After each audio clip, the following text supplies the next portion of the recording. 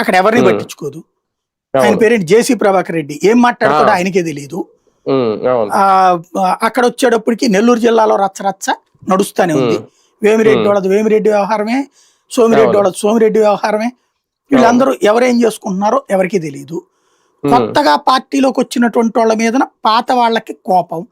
Like అతని పేరేంటి, రవాణా మంత్రి ఉన్నాడు కదా రామచంద్రారెడ్డి, అతని పేరు ఏదో ఉంది కదా, ఆయనకి అక్కడ సమస్య, లోకల్ వాళ్ళు సహకరించరు. సుభాష్ మీద నెగిటివ్.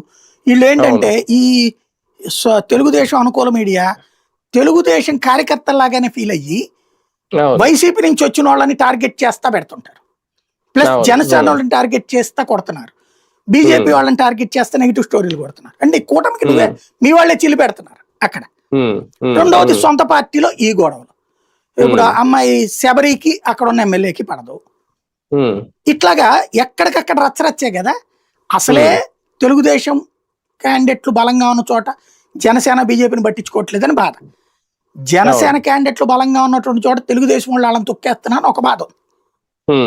దాని మీదనే కదా ఓ పక్కన ఇంటర్నల్ ఫైట్ నడుస్తుంది. కాకపోతే పాపం ఆ పవన్ కళ్యాణ్ గారు నాకెందుకులే కింద వాళ్ళ సమస్యలు అట్టాగే ఉంటాయి వదిలేయండి, మనం గ్రౌండ్ లెవెల్లో బలం లేనప్పుడని ఆయన వాళ్ళకి పూర్తిగా స్వేచ్ఛ ఇచ్చేశాడు. కాబట్టి వాళ్ళ నాయకులు ఏం సఫర్ అయినా సరే పట్టించుకోవట్లేదు కాబట్టి సరిపోయింది. లేకపోతే ప్రతిదీ రోజు గొడవేగా.